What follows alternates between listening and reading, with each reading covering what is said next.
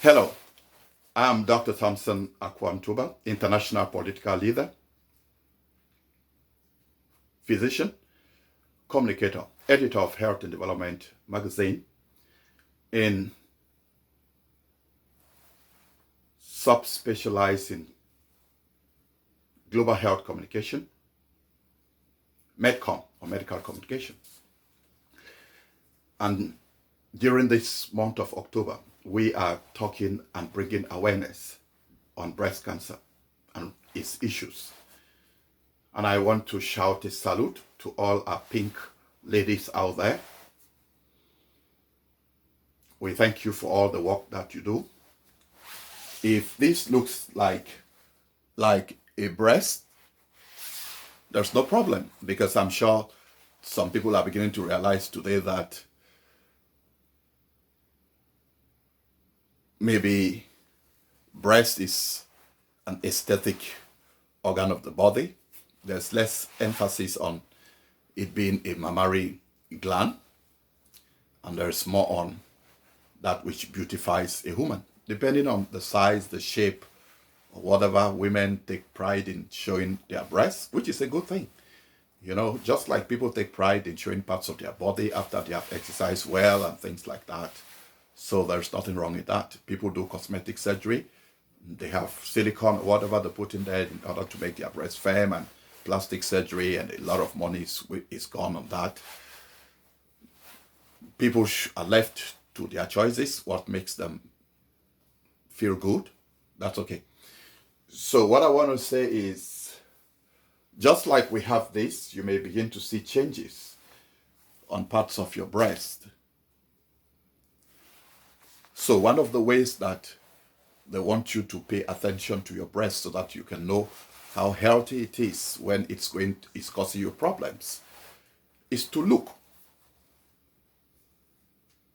Right? Is to look. And there are times when just looking, you may see changes. They may be, ulcers or nodules and things like that.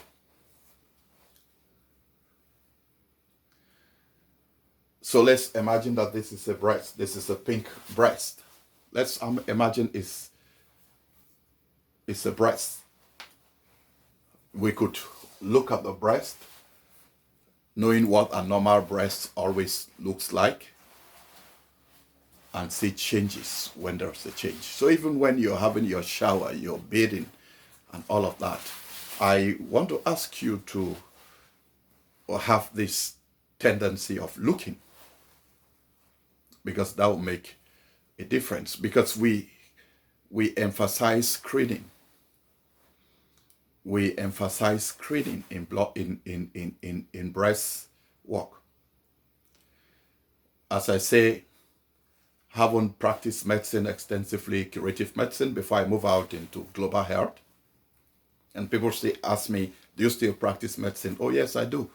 When I go out for global health outreaches, part of our work is awareness through, as I said, spirituality in healthcare, and then practice of medicine. But remember that you can only prescribe, you can only do surgery, you can only do practice where you're licensed to practice. It's not every license that translates to a license in another country. There are some countries that don't accept physicians from America who are not registered in their registry. Yes. So it's not because, I come from England. Yeah, you may have gone to England and did a PLAP and everything. That doesn't translate to you being accepted to practice in all the countries in the world. But that doesn't stop you from being a physician. If you come to those countries for conferences or whatever, or even if you stay there, as long as you can prove that you are a physician somewhere, licensed, that's fine. You keep your title or whatever. Having the title of a doctor doesn't mean that you are licensed to practice. So there's a difference between You being a doctor, yeah? You qualify, you have a DR in front of your name. When you go to a conference to those countries where you don't practice, and you are with the other colleagues, they call you physician, call you doctors, you're all together. You are in a conference of physicians and all of that. It's your right. But don't just go there and start practicing medicine. You may know more than them. That's very good. But that doesn't translate to a license. There are different types of medical schools in America.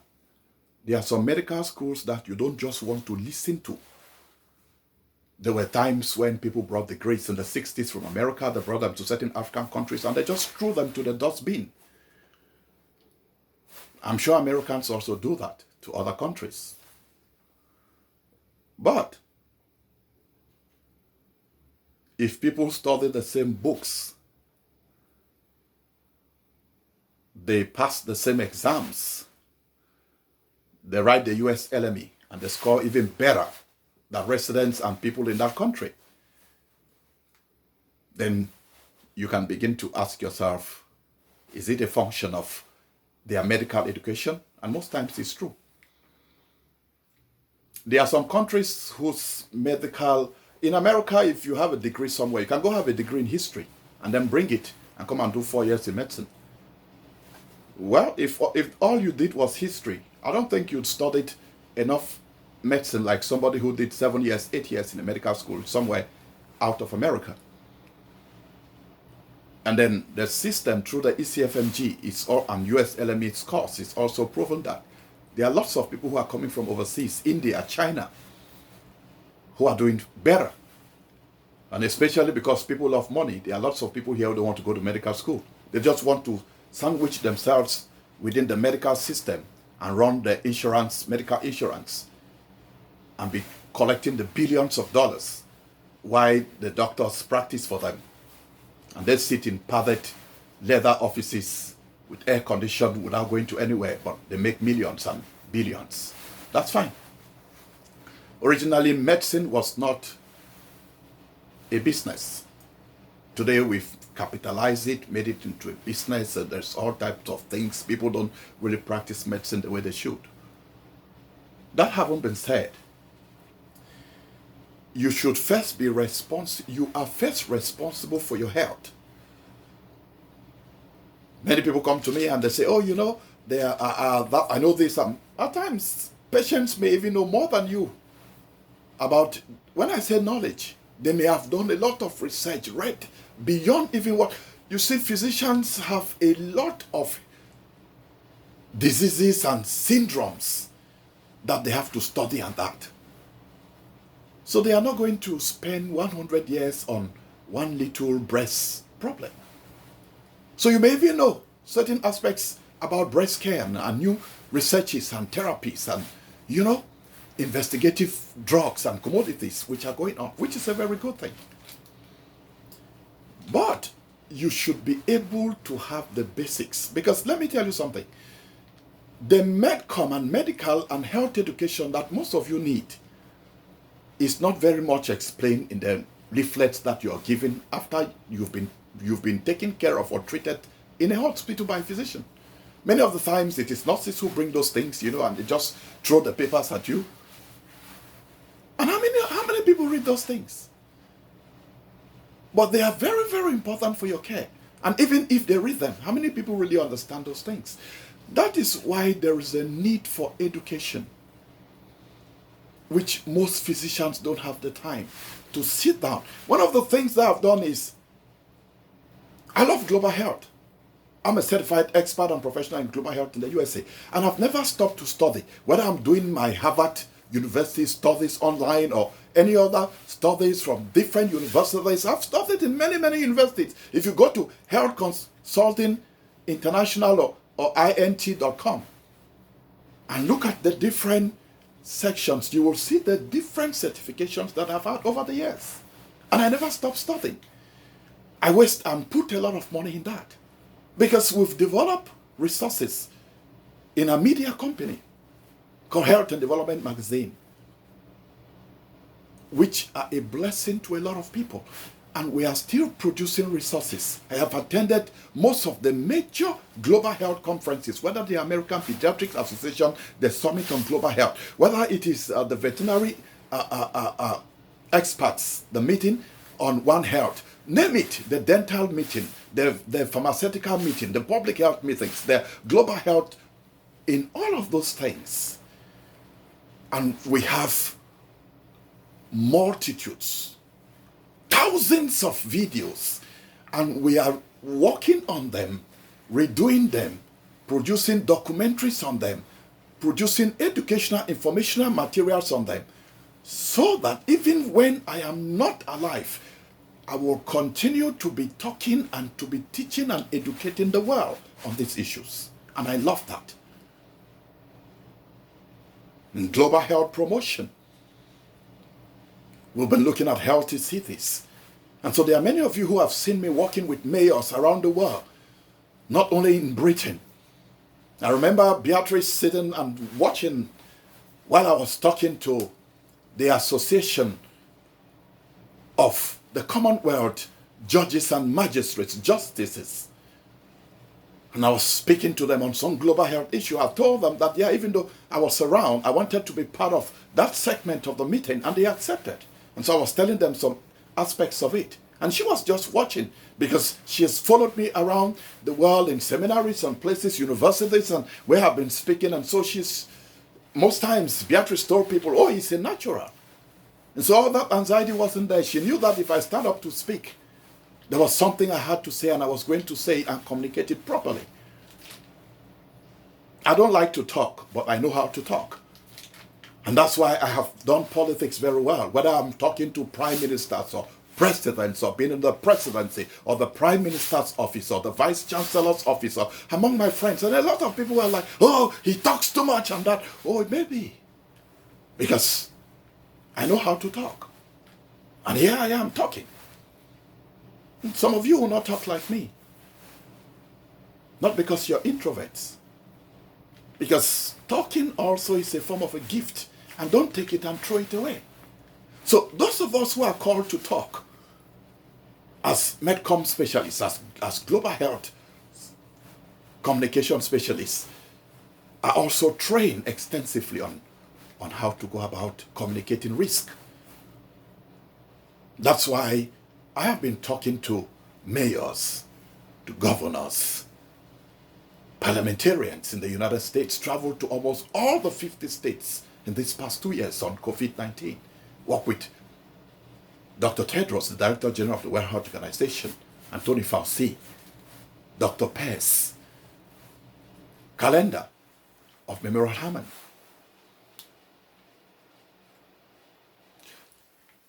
We will continue to tell you that breast cancer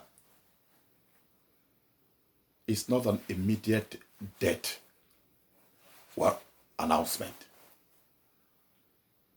And just your anxiety may work against you, may work to depress your immune system, because most of the drugs that you will be given will just be helping your immune system to fight the cancer. And what about if your immune system is depressed? Because if for a long time after diagnosis you just gave up in your mind, you got to fight. And you take it day by day. So I want to tell you, my sister in pink, that diagnosis is not the end of life. It's an opportunity for you to be part of the campaigns around the world. There are different campaigns. CDC has about 3 of them related to breast cancer. There are different campaigns in England. And then Susan Cumming is one of them. And I am glad that Susan Cummings in this October is running a lot of their campaigns of running and working, raising awareness, raising money for research, raising money to support those who need care and they don't have. That is why, if you've never been part of their come together, especially those of you who are in the city of Houston in Texas, tomorrow, Saturday the 2nd, from 7 a.m., there is a Susa Coming campaign, run, walk, just behind the Houston Library at the Sam Houston Park, I hear. And this is also taking place pari passu, this same date, around the same time. There is the Women March. The women are marching for their issues. And one of those issues that concern women is disenfranchising them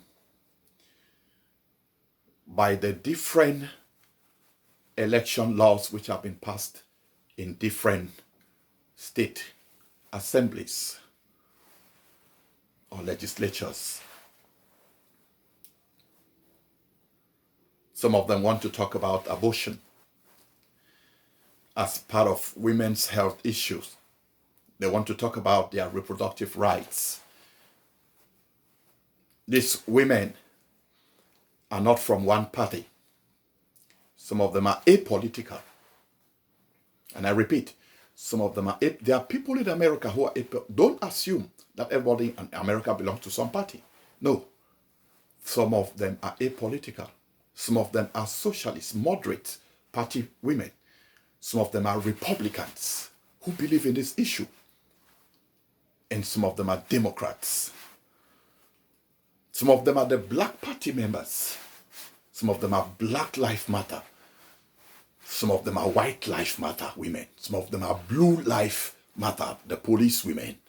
You will see police women there. You will see military women there. You will see women from all professions. Some of those women are apolitical. They will be part of the Houston Women March, which is part of the National March, tomorrow, Saturday the 2nd. This march will begin from what they call the Green, just opposite the Houston Convention Center. And they say it will start at 9 a.m. there, and they will march from there to the City Hall. Now, some of the women who will be taking part in this march are also women who are going to walk or march or walk at the Cummins, Susan Cummins campaign, breast cancer campaign. So you will have to know how to organize yourself. If you want to go for the walk, that may start at 8 something, as they say, and finish at about 9 or 9 something, and begin to prepare to join the women as they march from the Green to the Houston City Hall. Some people like the mayor's office.